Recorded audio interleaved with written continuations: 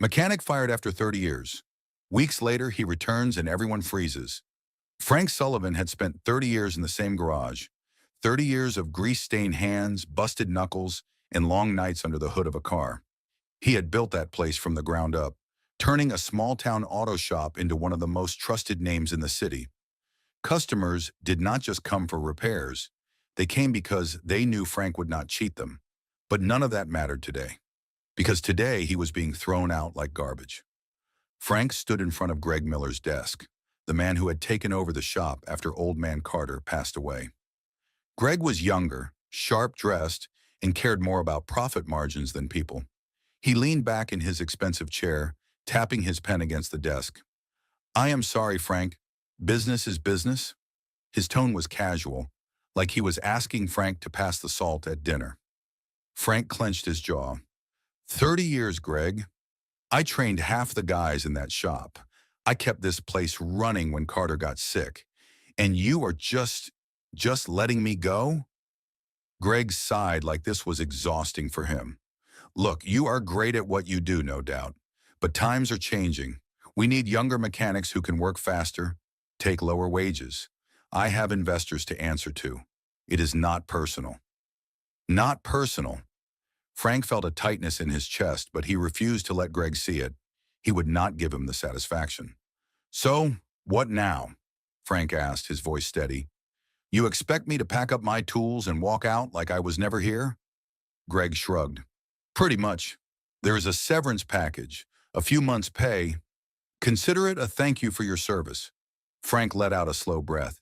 His hands balled into fists, but he forced himself to stay calm. Greg was not worth losing his dignity over. He turned, heading for the door. But just before he stepped out, he stopped. He looked over his shoulder, his voice low but firm. "You just made the worst mistake of your life." Greg chuckled, shaking his head. "We will see about that." Frank walked out without looking back. By the time he got to his station, his toolbox was already packed. His name, the one that had been on a plaque above his workspace for decades, was gone. Erased. The younger mechanics barely made eye contact as he walked by. Some of them looked guilty, others relieved it was not them. Outside, the cold wind hit his face as he stepped into the parking lot. His old truck sat in the same spot it always had, but this time it felt different. He was not coming back.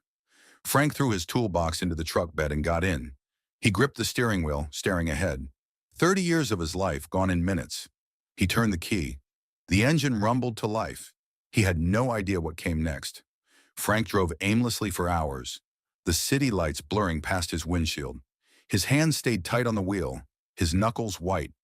30 years in one place, and now he had nowhere to go. The thought burned in his chest like a fire he could not put out. He had not just lost a job, he had lost his purpose. He finally pulled into the driveway of his small house, the same one he had lived in for 20 years. The porch light flickered as he stepped out of the truck, toolbox in hand. Inside, the silence hit him hard. No sound of an engine running, no smell of oil or metal, just emptiness. He set his toolbox down on the kitchen table and sank into a chair. His hands ran through his graying hair. He had never planned for this. He had always thought he would retire from that garage, maybe train a new generation, pass down the knowledge he had built over the years. But Greg had taken that from him in seconds. His eyes landed on an old photo hanging on the wall.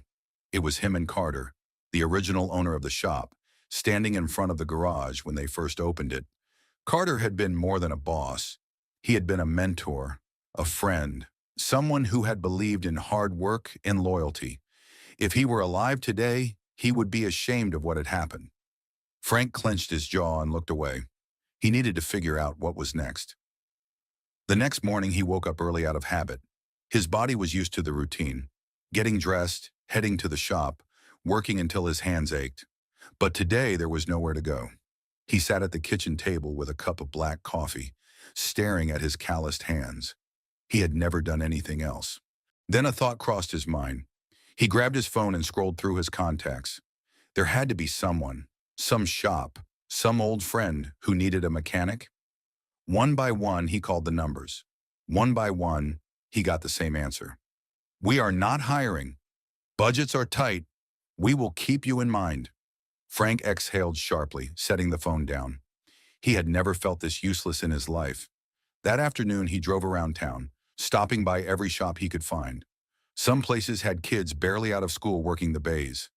Others had owners who looked at his age and saw a liability, not an asset.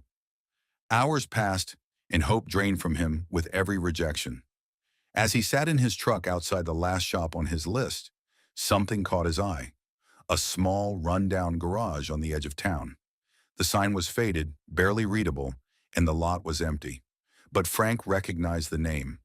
It had belonged to an old mechanic he used to know, someone who had been around as long as him. He pulled into the lot, curiosity tugging at him. The building looked abandoned, but the door was unlocked. Inside, the place was a mess. Dust-covered tools, broken-down cars, and an air of neglect. It looked like no one had worked here in years. And then an idea sparked in his mind. He had spent 30 years building someone else's business. Maybe it was time to build his own. Frank stood in the middle of the dusty garage, his boots planted firmly on the cracked concrete floor. The place smelled like old oil and forgotten potential. He ran a hand over a rusted toolbox, his fingers tracing the outline of something that had once been great but had been left to rot. He could feel it in his bones. This place had history, the kind that could not be bought, only earned. For years, he had put his sweat and soul into making Greg's shop the best in town. And where had that gotten him? Tossed aside, forgotten. But this place, this was different. Frank walked to the garage door and shoved it open. The sunlight streamed in, illuminating the dust swirling in the air. He could almost see it, the way it could be. Cars lined up outside, people bringing their vehicles to someone they could trust. A mechanic who would not cheat them. His own shop. The thought made his pulse quicken. But then reality settled in. It was a wreck. The equipment was outdated, the lift was rusted, and who knew if the wiring even worked? It would take more money than he had just to get it running. And then there was the biggest problem. Customers. How would he get people to trust a new shop when Greg's business had a chokehold on the entire town? Most of Frank's old customers still went there, and Greg would make sure none of them left. Frank exhaled, rubbing the back of his neck. Maybe this was a mistake. Maybe he was just chasing a dream that was never going to happen. Then he heard the sound of tires rolling up outside. His stomach tensed. No one should be here. He stepped outside and saw an old man climbing out of a beat-up pickup truck. His clothes were worn, his face weathered, but Frank recognized him instantly. Tom Reed. Frank had not seen him in years, but he had once been a legend in the industry. He had owned a shop back in the day, one that people drove miles just to visit because they knew he was the best. Frank had learned a lot from watching him work. Tom leaned against the truck, eyeing Frank with a knowing smirk. Word around town is, you got kicked to the curb. Frank crossed his arms. News travels fast. Tom chuckled. Always does in a town like this. His gaze shifted toward the garage. So what's the plan? Frank hesitated. I do not know if I have one. Tom scoffed. That is not the Frank Sullivan I know. You are the best damn mechanic in this town. Always have been. Frank let out a slow breath. Even if I fix this place up, no one is going to come. Greg has already taken them all. Tom nodded as if he had expected that answer. Then he walked to the back of his truck, lifted the tailgate, and pulled out a battered toolbox. I say we change that. Frank frowned. We? Tom grinned. I might be old, but I still know my way around an engine, and I have got something Greg does not. Frank raised an eyebrow. Tom patted the toolbox. Loyal customers who have been waiting for a reason to leave that place. Frank felt something stir in his chest. Maybe this could work. Frank stood there staring at Tom, the weight of the moment sinking in. This was not just some passing conversation. Tom meant business. And if there was one thing Frank had learned in his 30 years as a mechanic, it was that men like Tom did not waste time on lost causes. Frank exhaled, glancing back at the dusty garage. You really think people will come here? Tom smirked. They will if they know you are running it. People are tired of Greg's nonsense. They just need an excuse to walk away. Frank wanted to believe that. But starting a shop from the ground up was no small feat. It required money, tools, equipment, things he did not have. Tom must have read his mind. He opened his toolbox and pulled out a faded checkbook. I got some savings. Not much, but enough to get this place running. Frank's eyes widened. Tom, I can't take your money. You are not taking it. I am investing in a shop that actually cares about people. You fix the cars, I will handle the business side. Tom clapped a hand on Frank's shoulder. We will make this work. Frank swallowed hard. He had spent the last 2 weeks feeling like his life was over. But here was Tom handing him a lifeline, a second chance. He looked at the garage one more time, picturing it not as the rundown mess it was, but as the thriving shop it could be. He turned back to Tom. All right, let's do this. And just like that, the spark was lit. For the next few days, Frank and Tom got to work.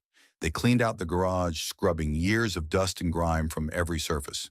Tom made calls to old contacts, securing deals on used equipment. Frank spent hours repairing the rusted lift, rewiring the lights, and making sure everything in the shop was functional. Word started to spread. A few of Frank's old customers stopped by, curious. They watched as he worked, remembering why they had trusted him for years. Then one morning, a woman pulled up in a minivan, her face tense with worry. I heard you were open. My car's been making a noise, but Greg's shop told me it would take 2 weeks just to look at it. Frank nodded. Pop the hood. Within minutes, he diagnosed the issue. A loose belt, a 10-minute fix. When he handed the keys back, she was stunned. Greg told me I needed a full repair. He was going to charge me hundreds. Frank wiped his hands on a rag. You are good to go. No charge for something that small. Her eyes filled with gratitude. I am telling everyone about this place. And she did. Within hours, more cars started rolling in. People came in complaining about how Greg had overcharged them, how he had pushed unnecessary repairs. Frank and Tom worked tirelessly, fixing cars honestly and fairly. The trust was coming back. But Greg was not happy. That evening, as Frank locked up, a black luxury car pulled into the lot. The door swung open, and out stepped Greg. His face was unreadable, but his eyes burned with something Frank could not quite place. Greg took a slow step forward. So, this is what you have been up to. Frank crossed his arms. You seem surprised. Greg smirked, but there was no humor in it. You made a mistake, old man. Tom stepped up beside Frank. The only mistake was thinking you could keep running a business by cheating people. Greg's jaw tightened. You are not going to last. Frank met his stare. We will see about that. Greg chuckled darkly, then climbed back into his car and drove off. Tom exhaled. He is not done yet. Frank nodded. He knew Greg too well. This was just the beginning. The next morning, Frank arrived at the shop early, but something felt off. As he stepped closer, his stomach twisted. The front door was wide open. The lock had been busted. His heart pounded as he rushed inside. Tools were scattered everywhere. Drawers yanked open. The register was missing. His toolbox, the one he had owned for decades, was gone. Tom ran in behind him, stopping dead in his tracks. No! He scanned the wreckage, his face tightening with rage. Frank clenched his fists. He knew exactly who had done this. Greg. It was the only explanation. Greg had seen the shop rising, customers leaving his garage to come here. He had warned Frank that he would not last. And now this. Tom kicked a broken chair aside. We need to call the cops. Frank exhaled sharply, shaking his head. We have no proof. He will deny everything. Tom was fuming. So we just let this go? Frank looked around at the destruction, his chest heavy. No, they would not let it go. By noon, word had spread through town. Customers arrived, gasping at the state of the shop. One woman, Mrs. Carter, crossed her arms. Greg did this, didn't he? Frank did not confirm it, but his silence was enough. People whispered, shaking their heads in disgust. A few men stepped forward. We are not letting him get away with this. We will help you rebuild. Frank's throat tightened. He had spent 30 years working for a company that tossed him aside, and now, after just a few weeks, people were standing up for him. By the end of the day, the shop was cleaner than ever. Someone donated tools. Another dropped off a new register. The town had spoken. Greg had tried to destroy them. Instead, he had given them more strength. But Greg was not finished yet. That night, as Frank locked up, He noticed a car parked across the street, headlights off, a figure sitting inside, watching. Frank turned to Tom. "We need to be ready. He is not done." The next morning, Frank arrived at the shop early, his mind still on the car that had been watching them the night before. He had a feeling this was far from over. As he stepped inside, a sense of determination settled over him. Greg could try to scare them, try to break them, but he would not win. Tom arrived a few minutes later, carrying 2 coffees. "You sleep at all?" Frank chuckled, shaking his head. "Too much on my mind." Tom handed him a cup. "Well, get ready, because we are about to get real busy."